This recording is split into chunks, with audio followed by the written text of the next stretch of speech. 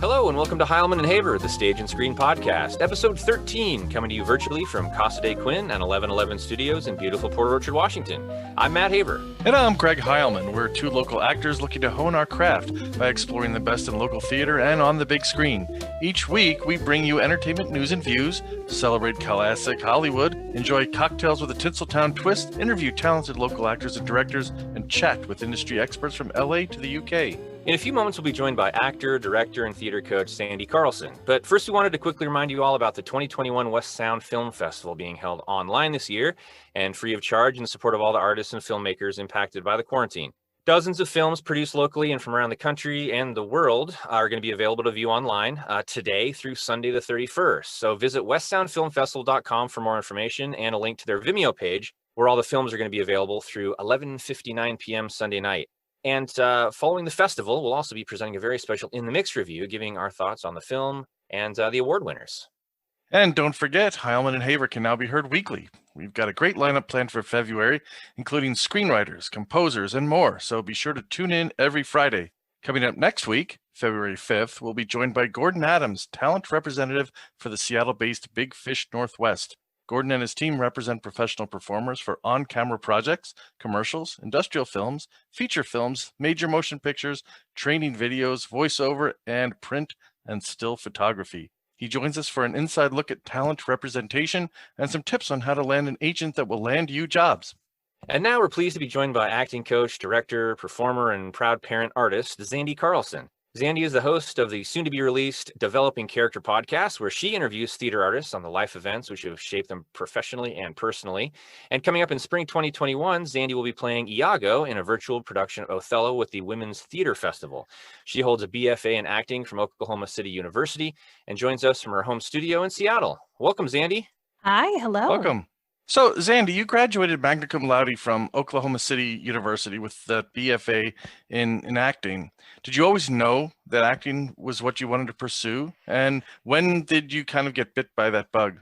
Yeah, I think so. I started doing theater productions when I was in elementary school. And my very first show was The Sound of Music. And I played Rolf, the Nazi. And I think I even one time lost my armband, which is, if you think about a second, third grader doing that, that seems very bizarre now looking back at that show. Odd selection, but I loved it. It was so much fun. And I started doing summer camps every year and adding more music and dance programs and acting whenever I could. And so that's how I was introduced to it.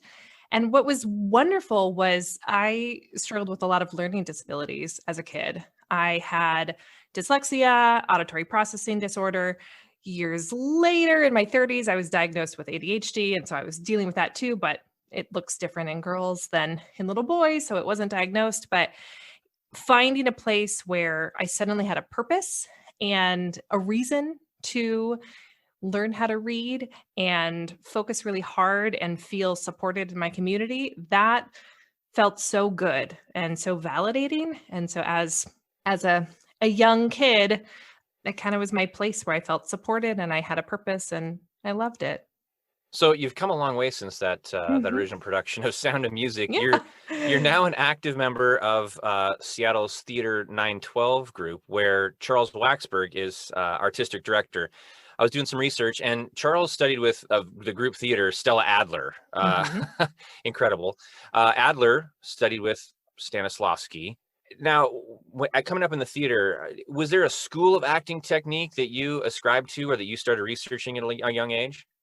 I think as a kid, I didn't really know any specific school. It wasn't until I was taking some classes at Seattle Children's Theater and then more in college where I was really learning about the different technique styles. But yeah, what a fun lineage to have Charles and then Stella and then Stanislavski, who is a big acting technique guy.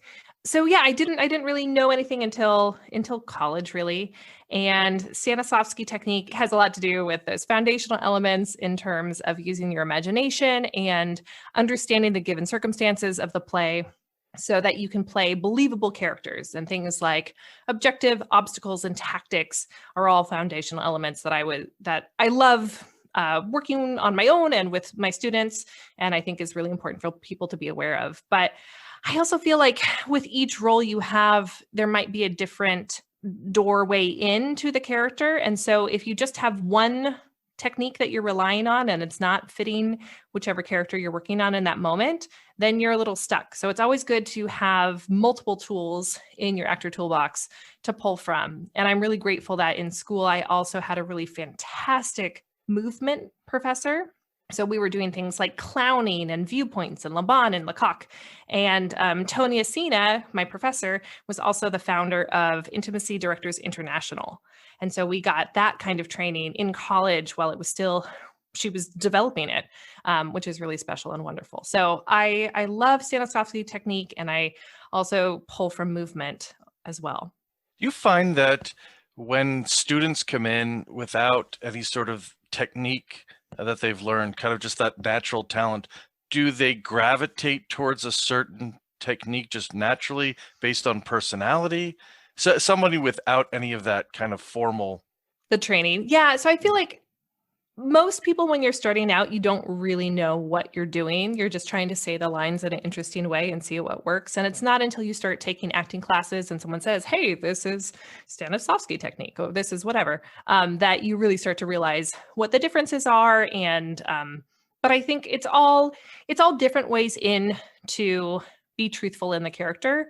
And if you're working it with a certain teacher and it's not fitting for you, then find a different person, right? I don't think there's anything wrong with being like, I love this. That doesn't really work for me. Because what my professors in college always used to say is, I don't care what you feel, the actor. I care what I feel, the audience member, right? So the audience doesn't care what technique you're using. They just want to see a good performance. Same with casting. The casting directors don't know what style you're using. They just want to see you come in and own the role and be entertaining. So I think it doesn't really matter what it is, as long as it gets you being truthful and making interesting choices. So a lot of actors out there, amateur and professional, are very set in their ways as far as what school they're from. I'm a method guy. I'm a Meisner guy. I'm a Strasberg guy. From what it sounds like, these are all people that you should draw from for inspiration and technique. Use whatever paintbrush works for the setting, for the character, for the production that you're in. If a new actor, say someone like myself at any age, was going to look for someone to read or really jump into first as a technique, who would you recommend? So I would say if you're looking for like the first book to read, I would not read a technical book. I would recommend Audition by Michael Shurtleff. It is more than just about auditioning. It has so much to do with acting. And it's not a specific method, but he has these 12 guideposts that he lays out to make a interesting, truthful, believable character. And there are things like relationship and conflict, moment before, humor, opposites, and all these various things. And it's such good information about how do we think about these characters? How can we look at the text that we have and make interesting choices, not just the surface level, but creating multidimensional, rich characters who are thinking and processing and feeling, because that's what we want to see, right? If we're just standing there saying the lines, it's not super interesting. But if we can find that conflict and that humor and everything, it's so alive and interesting. So his book, I used to read it about once a year. Now it's every couple of years I go back and revisit it, but I think that is just one of the best ones for auditioning and then acting in general. Perfect. We'll get that linked in the show notes so folks can pick up a copy. Thank you. Yeah. Now we've had guests on who have transitioned from acting to directing, and they've each got their own unique story of how they made that transition. So you've directed or worked as an assistant director in over 20 plays. When did you first start to make that transition to directing? So when I was in college, I assisted on a few shows, and that was fun. But I really thought, like, I'm just going to be an actor. Like, that's all I want to do. And as I've done more theater, my bread and butter is in teaching and working in youth theater. And so when you're teaching these classes, oftentimes there is a performance element and there's a show. So I started directing, like 30 to 50 children doing plays and musicals and Shakespeare. And honestly, I think if you can deal with children on stage, you can direct anyone. Because if you can make that an interesting and exciting show and corral everyone, that's a lot, it's a lot of energy, but it's so much fun. So I was doing educational theater with Seattle Shakespeare and Youth Theater Northwest and the Children's Theater and all over. And then I started assisting a little bit more with mid-sized theater companies and directing some one acts. And then my first full directing gig was with the no longer but wonderful theater company Stage Right. And I did William Finn's A New Brain, which is a musical about a composer. It's semi-autobiographical. A composer is diagnosed with something wrong with his brain, and he's wondering, will he ever write that great musical that he always wanted to do? And yeah, since then, I've been trying to direct more and couple things together, and 2020 was the year I was going to really focus on working with some larger theater companies, and you can guess how that turned out. So what would you say what qualities make a good director? And what advice would you have for someone interested in making the jump to directing for the first time? Do you necessarily need to have acted for a certain amount of years? Is there a natural progression? Or if someone's interested in directing, can they jump right into it? As someone who was an actor first, I don't know what it would look like going into directing without being an actor, but I'm sure if it's something that you're interested in, there's many different paths to becoming a successful performer or artist in some way. What makes a good director? I think great directors should be really good at script analysis. They should be able to look at the text of the play and make choices from there. I think one of the biggest mistakes that I've seen as an actor is when I'm working with someone who's trying to go against the text. And I'll be like, but that doesn't make sense based on the text. And they're like, but my concept, right? Sure.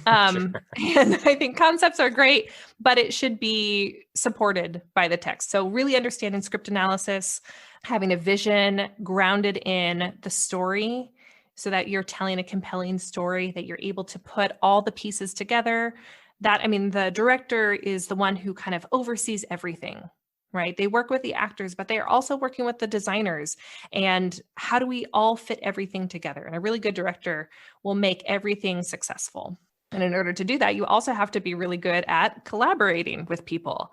And I think that as a director, you should have an idea of how things should go, but also be open to collaboration. And I always feel like the best idea wins in the room. If someone else has a better idea, we should be doing that one because we all want it to be successful. And then the most important thing for a director is to create a safe and collaborative room for people to work in. I think that they are the ones who set the tone and create that good, healthy environment. And so that really makes a difference when you are an actor or a designer, I'm sure, to feel like your ideas are heard, you can make mistakes, and you're going to be supported, and your best work will come to the performance. Have you ever had a time when someone not necessarily changed your mind, but made you see something a little bit different that you thought the script, hey, this is what my vision is, but the actor said, hey, I think this is my vision, and then you've maybe had that compromise or met in the middle? I can't think of a specific moment right now. It just feels like we're so far away from when I was working with people. But I do feel like I have had moments where I don't see the full picture, and I can say, like, these are the pieces that I have. Actors, can you help me out and fill in the gaps that I have? And I've had actors rise to the occasion, and then I'm like, oh, that is so much better than the fragments that I had cobbled together so far. So yes, I've definitely seen actors take something and elevate it. I think that really good actors are ones that can make big, bold choices and sometimes fill in the gaps from the text or from the director if it's not there. Now, sometimes you're working with amazing directors and amazing text, but I've also worked on some scripts that just are not the greatest. And to your point, building that collaborative environment where an actor is confident to come to you and talk about it or bring up their ideas is probably paramount to making this all successful. Yes. And I would say make the choice first as an actor. Like, don't wait for a director to say, hey, will you make a choice? Make a choice. You are a choice maker. You are an actor. You are making action. So come in with an idea, and then they'll tell you if they don't like it. Right. That's up to the director to say, like, it doesn't really work. But start making those choices from the get-go. And then if they really say, like, hey, can you fill this? Yeah, absolutely. Well, as a director, we love to hear stories of instances when the director has had this super proud moment with their cast or with their crew or just a show. What is a moment that you've had that stands out that you've been specifically proud of your actors? I feel like every show I've directed, I've felt excited and proud about the show. And I think one of the things I love so much in any process, in teaching, in rehearsing, in directing, or being a performer, is the moment where it just clicks. Something hasn't been working, you don't quite have it, and then suddenly, that magical moment. And you don't always know when it's going to come or if it's going to come, and what it'll be. But I feel like there's moments in everything that I do. And I think that's what I'm constantly seeking, is that aha, or, oh, I finally get it. This finally makes sense. So I feel that way often, and I'm constantly searching for that. It's funny, the thing about directing, of like being super proud, like you are so proud, but you're also nervous. I think people think that the performers are going to be nervous because they're like, oh, they're performing, they had to memorize all those lines, which, like, that's not the hardest part, but people think it is, right? And so many lines, and you're in front of people and you're talking like, wow. But the directors can be nervous too, because by the time the performance is happening, we're no longer in charge. And we can't do anything to save the show if something happens, at least as an actor. Like if someone drops the ball, or, literally a prop, or is missing lines, or whatever happens, like your zipper won't go up, there's this adrenaline and you fix it. And it's so exciting, right? The show must go on. But as a director, you're just like sitting there being like, oh, pick up the thing. Are they going to make it? Is the thing? And you have no control anymore. And, like maybe I went into directing a little bit because I do like control. And now I'm a parent and I have no control, right? I'm in charge, but I'm not in control. But yeah. Well, it is the proverbial parent moment, the sending the kid off to college. It's like, well, we've done our best. Let's see how they do. Right. You have to trust the performers and the stage manager and the crew to like take care of your baby. Right. It's out there. But that's also one of the really exciting things, is like, you've poured so much into it, and now other people can, let it take off. And that's also really exciting. So along with directing, stage management, choreography, you've appeared as an actor in 5 films, music videos, commercials, countless stage productions. Are there certain skills you find that apply universally to all these different undertakings and different mediums? I'm just like listening to that. I'm like, wow, I've really done a lot of stuff. Yeah. I would say the most important thing is a good work ethic, showing up prepared, showing up ready to work, having a good attitude, being someone reliable, and offering good ideas. I've frequently read that a director or stage manager would prefer a friendly person with a good work ethic who's on time than a genius any day. Yeah. I'm kind of surprised that there still are like asshole talents out there who are like just jerks to work with and keep getting jobs, because I do think for the most part, yeah, people want, you're spending so much time in rehearsals and in performances, and that you just don't want to be around the people who make you feel crummy. Yeah, you want to be around people that you like and that you feel good, and like you want to create that positive environment. So one of the things I cast a show that was supposed to go up last spring in 2020. Of course, it didn't.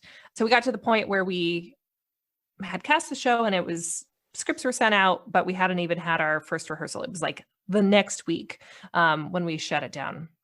But one of the things I was so proud of is I had friends email me and text me and say, oh my gosh, so-and-so's in your cast.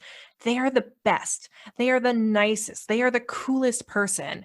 And I was like, yes, this is who I want to be working with. These are the people that I want to be around. And I chose them because they were talented. I didn't say like, well, you're very nice. So I chose them because they were prepared and funny, and they were really kind and happy to be there. And I felt like, oh, these are the people I want to spend time with, especially now that I'm a parent. If I'm going to be away from my family, if you're going to be away from them a certain amount of hours, you want to be around people that you feel great around and you're creating good stuff with, right? I'm not going to give up my baby rolling over for the first time to be in a uncomfortable, toxic room. Well, and we've spoke with Doug Fall recently with the augmented actor. I'm sure you've run into Doug in your travels, and he spoke of the constellation. I really like that imagery, the constellation of contacts that you build in theater and in life, really, and how you should always bring your best self. Preparedness, professionalism, just generally just being a good human, because directors talk to one another. Not that that's the only reason, but obviously they do. It's a small community, even Seattle, even this region, and they will talk. And you don't want to be known as that prima donna. You don't want to be known as that asshole that just is out there for themselves.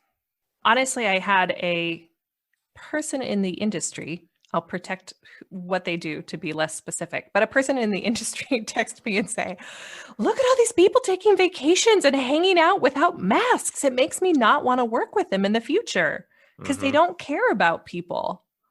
It does make you think. Right. Like who you are as a human has so much to do with how you're going to work as a teammate, as a company member. And yeah, I think it matters.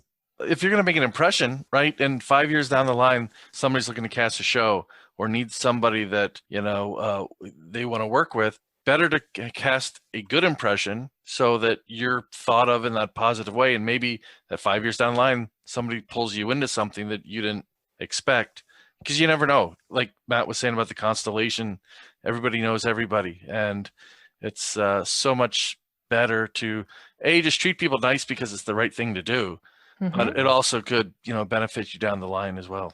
You're constantly auditioning, right? Like I have actor friends and I cast them in my head and I think, gosh, if I ever do a show like I want to use that person. And I may not ever direct that show and I may not ever work with that person.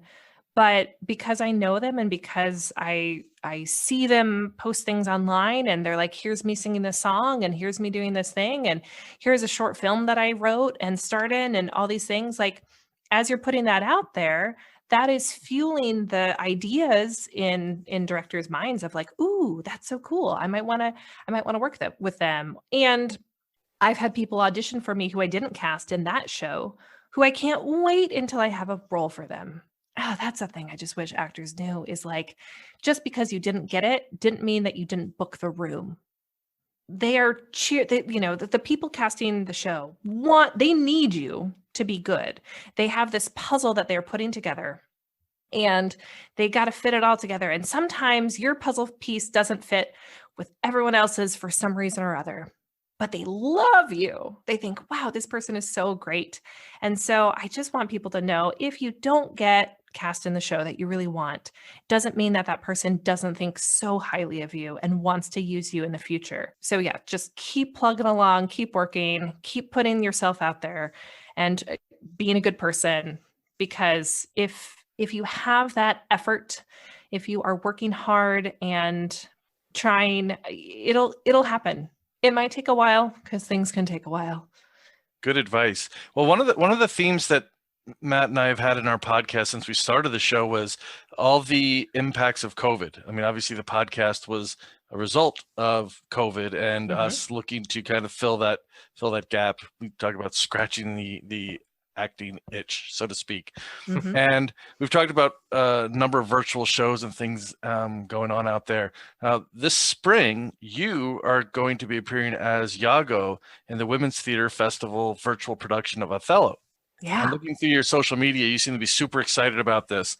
So tell us what this role means to you and why this production is so special. What's weird is I heard about this through Instagram. A Instagram acquaintance of mine, Instagram friend, internet friend, we've never met, but she's also an acting coach, sent me the audition notice and was like, you should do this. And the Women's Theater Festival was already on my radar because I had applied to direct something in their virtual fall productions and didn't get it. Again, sometimes you don't get things and normalizing that. So I didn't get it, but they had sent me an email and said, oh, we really like you. And then my internet friend sent me this casting listing and was like, hey, you like Shakespeare, you like this. So I was like, I love Shakespeare. This is great. And I looked into it and was so excited by their team and their audition notice. So they're setting Othello, which is a problematic Shakespeare show, but they're setting it in a elite women's college. And the cast is made up of BIPOC actors, except for Iago, who will be the one white person. And I loved how thoughtful the director and the producer were about how to tell this story with a lens looking through race and gender and what these white supremacist, racist thoughts of Iago look like in a contemporary setting. And, fortunately and unfortunately, I have a lot of character study to draw from with what's going on in our country right now. But yeah, I think it's really, really exciting to have a Black director taking this script, which, in Shakespeare's day, it was all white men performing this. So how can we reclaim and repurpose this story in a way that makes sense for us in a contemporary setting? And I think that is so exciting. Plus, I love to play bad guys.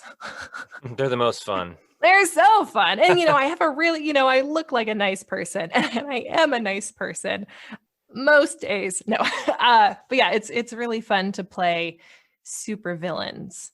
And so that's also really exciting. So I didn't, I kind of went in with low expectations, but high preparedness and gave it my best and was like, just honored to be called back because I knew that they had, over 100 submissions and narrowed it down. There was 8 of us called back for Iago, and then I got it. And I think that was really exciting and surprising and fun, a fun challenge.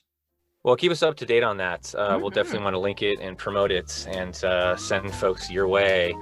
So again, our guest is Zandy Carlson, Seattle-based actor, director, coach, and wearer of many hats. When we come back, Zandy's going to be sharing with us some tips for building your brand as an actor, especially if you're a newer actor, and offer some tips on things like audition wardrobe, self-taping, social media promotion, a whole lot of things she's an expert at. So stay tuned, and we will be right back on Heilman and Haver.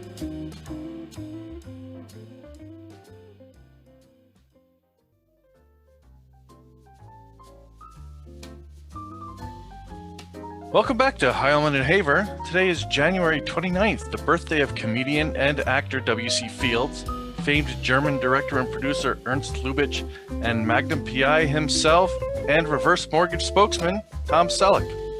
And also a big day for film release anniversaries. Disney's Sleeping Beauty in 1959, Dr. Strangelove, directed by Stanley Kubrick and starring the magnificent Peter Sellers and George C. Scott in 1964, and in 2012, Marvel film Black Panther, directed by Ryan Coogler and starring the late Chadwick Boseman, premiered in Los Angeles. And make sure to check out our latest episode of In the Mix in honor of 2 more important dates this week, the 51st anniversary of the premiere of the film version of MASH in 1970, and the 85th birthday of Alan Alda. best known as Hawkeye Pierce in the TV version of MASH, and not as well known, but still pretty awesome as the president in one of my favorites, Canadian Bacon. We'll mix up some drinks and lift a glass to Hawkeye, Trapper John, Radar O'Reilly, and the gang to celebrate. And today in Heilman Haver history, we're pleased to be joined by the lovely and talented Seattle-based actor and director Zandi Carlson. Zandi is also an acting coach, and back in December, I took part in her virtual class, Actor Branding Basics, and I was really impressed by the instruction and the tools that she presented. So, Zandi, one of the questions I think I asked actually during the webinar, when should an actor start building their brand? Should someone like me wait until they have a certain number of shows under their belt, or getting headshots, or an acting resume? Well, I think the thing to think about with branding is you're always building your brand. Whether or not you're intentional about it is up to you. So your brand is who you are and how people perceive you, for better or for worse. Whatever it is, that is your brand. And as an actor, you can use your actor brand tools like your resume and your headshot and your social media or your website, all of that, all your auditions that you send in, right? All your self-tapes, that's part of your brand. And the more intentional you are about how you're putting yourself out there, I think that the more that helps you be castable. So we all start somewhere. And if you have the budget to invest in a quality headshot, I think it's worth it. I think that having a really great photo that captures you, that looks like the most present, specific version of you is wonderful and makes you look like you have professional respect for the business. Whether or not you are at a professional level yet, it shows that you have effort and everything. But I do think that you can also get a really great photo that is not hundreds and hundreds of dollars if that's where you're at. If you're a high school student, especially if every 6 months you look like a different person because you're changing so much, I don't think you need to invest in the most expensive one every year. So it really depends on where you're at. But having a great photographer capture that essence of who you are, I don't think you're going to regret it putting that investment in. And then as for a resume, a well-formatted, simple beginner resume shows me that you care, that you put effort and thought into it. Whether or not you have a ton of credits or a ton of experience, just formatting it nicely and simply tells me something. Whereas if you're auditioning for something and you don't have one, then it seems like you didn't care, you didn't try, right? But if you have something that, even if it's as simple as your name, your contact info, any training that you've done, even if you have no experience whatsoever, if you can say, I'm in a choir, I am an expert bicyclist, I took square dancing, whatever it is that you could offer, that tells us something.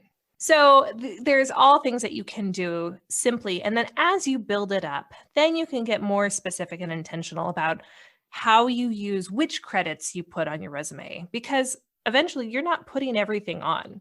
I've been in enough shows that it would be more than one page. And for acting resumes, it's matching up to your headshot, which is an 8x10. So you even have to trim that 8.5x11 sheet of paper into a smaller thing. So check those margins, right? Make sure you can trim it. And then you think about telling that story of which roles do I want to put first? It doesn't have to be chronological. It could be, this is a part that I nailed, that I love, and I'm going to put that at the top, because we don't look at every single role eventually. When you have a bunch listed, we don't read every single word on your resume. We glance at it, we get a sense of who you are. So yeah, I think just making sure wherever you're at is clean, professional, well thought out. That tells me something about you caring, you putting energy into it. Cool. Well, I want to get your thoughts on the next step. So there we're building the brand. We're getting ready to audition and put ourselves in a position to get the role we want. Well, now that we're in the middle of COVID and everything is virtual, you're going to be in a virtual show. We've spoken to a number of people with also doing virtual shows. Auditions are virtual.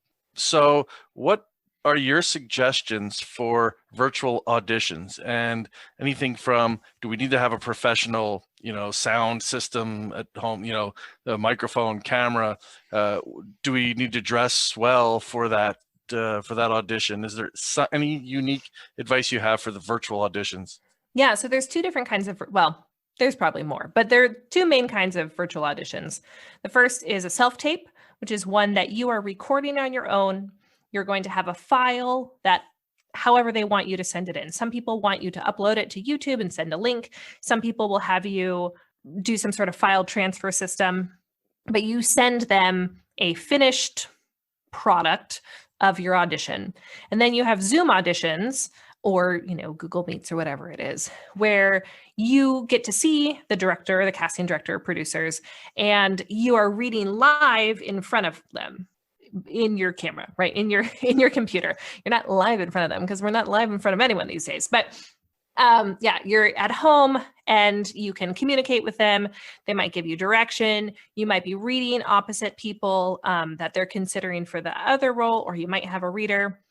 So those are the two different kinds. And for both of them, I think the main things are you want to be seen and you want to be heard, whatever that means. If that means that you're using your phone, which I still use for self-tapes, great. Like, use your phone. You can use your computer camera. It doesn't have to be fancy. I mean, iPhones are pretty fancy these days, but it doesn't have to be, a DSLR recorder, right? Like, you don't have to do that. If you have a nice quality smartphone, that is what most of us are using. So you want to be seen. You want to have some sort of light source.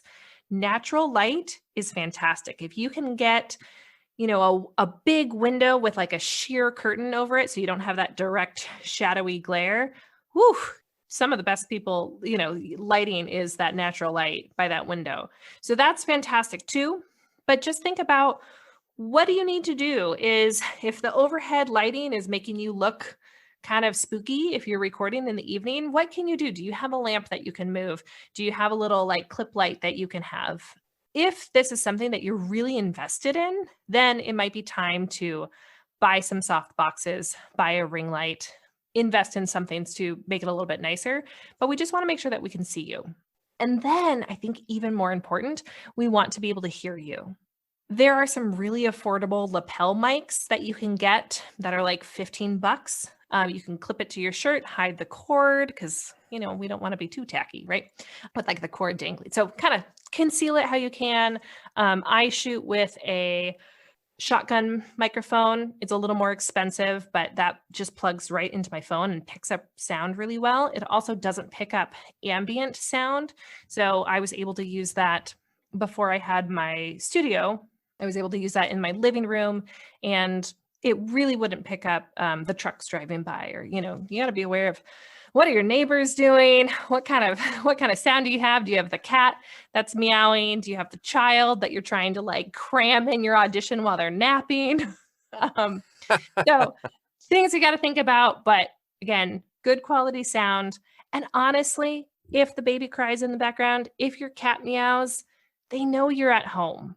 And that's okay. I would say if you have a great take where there's a siren in the background, as long as we can still hear you the most, that's what matters. Again, we're looking for good people to work with who are making interesting acting choices.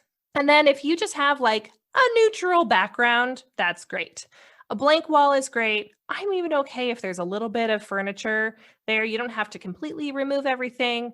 But I was talking with I did a video series last year when we thought COVID was going to be like a couple of weeks.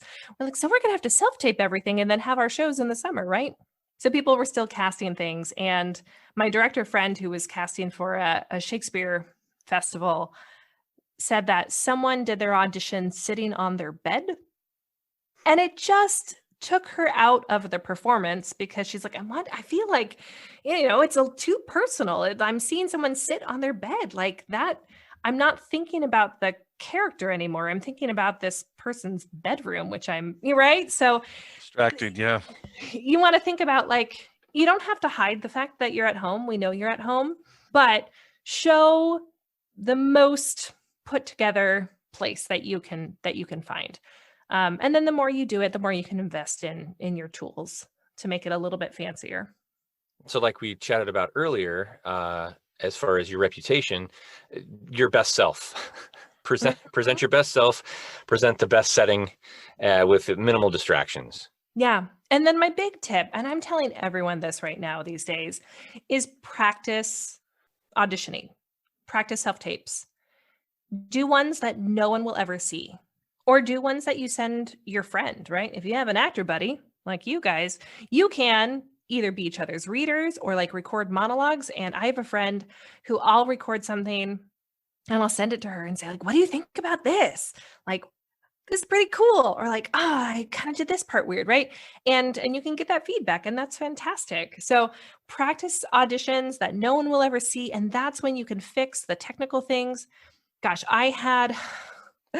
I used to help people with self-taping in my home and before COVID, when I could still have people over in my home.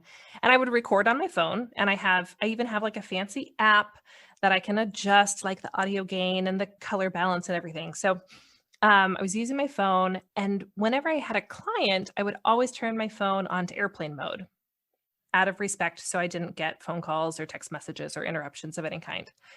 And then when I was recording on my own, I never did, because I was like, well, whatever. If someone needs to text me, then I'll answer. And especially when I had Zoom readers, a friend of mine who once played my sister in a show, she lives in LA, and we were helping each other do these practice auditions, and she would be my reader. And then I would watch my tape back, and I'd hear this like, and I was like, what is that? And I realized it's because I wasn't turning my phone onto airplane mode, and like my microphone was picking up some sort of like internet sound. And I just was so like, oh my gosh, it took me like 2 weeks of taping pretty regularly to catch that. And I'm so glad that I did. And I now, like, I have a big note on my wall that says like airplane mode, like turn it onto airplane mode. So catching those technical things, and then also getting used to watching yourself. Early on, when you're watching yourself, it is painful. It is hard to do. And now that I've been practicing self-taping for years now, I can watch my performances critically, but also enjoy them. Like, I have scenes where I watch it and go, wow, that's really funny. Or like, ooh, I'm really moved by that. Or, I'm not landing that line. I need to go do another take. And being able to watch myself critically and know when it's good enough, because it's never perfect, and I can send that in, versus when I can catch my own mistakes, that is so important. So practice, practice, practice, practice monologues, practice scenes. If there's a TV show that you like, or a character that you're like, hi, I'm kind of like this person, you can Google like TV script PDF and maybe find that scene. There's lots of them online where you can transcribe commercials or scenes and just practice. There's some casting directors who are like, be totally memorized it. There's some that are like, always hold the script, right? You're never going to please everyone. So I usually have the material as learned as possible, and then also hold it just to be like, hey, look, it's still practice. But yeah, practice memorizing quickly. That's a big thing. And then practice being able to look down and look back up and have that eye line. Because especially with the camera, when you're on stage and someone looks down, it's not as big a deal. But as soon as your eyes are down, we lose you. We lose that connection to you on screen. So you got to have who you're talking to, where they are, and be able to know what you're saying. Well, I suppose that's one of the benefits of the technology we have at our disposal now, is the fact that you can, with relative ease, set up a quote unquote teleprompter like we're doing now. I'm looking into the camera and seeing you, but I have my notes in front of me, and it's just a small eye movement to refer, that type of thing. So speaking of online tools, things like we've covered almost everything else: resumes and wardrobe for auditioning and self-taping. Personal online tools like websites, social media presence. There's so many different social media avenues now. And you got us oldsters on Facebook, but is it Instagram? Is it Snapchat? Is it what is valuable? Where should we be spending our time as new actors, or at any level? And are there some online tools that you find are helpful for everybody for self-promotion? I mean, I think if there's a platform that you love and feel confident in, like, do that. But I just joined TikTok last month, and You feel really old because they're like, all right, older people in TikTok, as long as you were born like before 1995. And I'm like, that's old to you? But there's so many cool things happening, especially in the theater world on TikTok right now, that I think is awesome. So there was the Ratatouille musical, which was a community collaborative digital creation. And people were like, this is my song for this moment. And this is my choreography. And this is how I would design the playbill if I were to do that. And now there's Bridgerton, the musical on TikTok. And it is so cool watching these young composers create. They go live and show the process of how they're writing these songs. And then people are singing them and their accounts are blowing up. And it is so neat.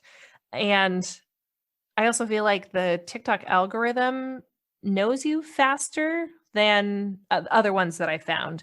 I was like, oh, I have ADHD. Great. I'm going to enjoy all this ADHD content and theater. Cool. So I think in terms of using it for self-promotion, just sharing your process, sharing where you're at. I think people really like to see the behind the scenes and like to see the process, right? Because sometimes we see actors who have that perfect seeming polished performance, and we go, wow, they're so good. I could never do that. But what we're not seeing is all their, voice cracks and their frustrations and, all the things that go into making that moment. And I think more and more people want to see that. They want to see the process. They want to see how the sausage gets made and the mistakes and the discoveries, right? And I think that's one cool thing about self-promotion with social media is sharing that. But also, you got to be aware that it's forever and people will find it. So be aware of what you're putting out there. It's our way of networking. It's our way of connecting, but it's also our way of vetting people. So complaining about things, whining on social media. I mean, I just try to keep it offline. Like tell your friends via text or on a phone call or FaceTime, like don't put your gripes online. And yet, if there is a significant problem, it is okay to share that. I don't want people to be stuck in toxic positivity, so much so that they put themselves in unsafe work environments. So if you have to share something real, that's fine, but just be aware of what you're putting out there and making sure that it's quality and truthful and what you want to be known for. As in theater, so as in life. Yeah. Well, Zandy, thank you so much for your time. Thank you. This was a delight. We have learned so much, and we're definitely going to have you back. We had all kinds of fun chats off air too, and lots of other topics we could cover if time would allow, but we'll definitely get you back on the show. So everybody listening, if you're looking to take your acting to the next level, specifically your auditioning skills, Zandy offers affordable individual and group classes, and all the info can be found on her website, zandycarlson.com. That's Carlson, S-O-N, and where you can also sign up with your email address for updates on classes and be the first to hear about her upcoming performances. So, and for all you hip youngsters on TikTok and Instagram, follow Zandy at Zandy_Carlson, C-A-R-L-S-O-N, and take advantage of the dozens of tips and video tutorials she posts very regularly. And you can find all of Zandy's links in the show notes and make a note on your calendar to join us next Friday, February 5th, when we'll welcome talent representative from Big Fish Northwest Talent Agency, Gordon Adams. And don't forget, Heilman Haver can now be heard every week. You can find us on iTunes, YouTube, Amazon Podcasts, iHeartRadio, and Spotify.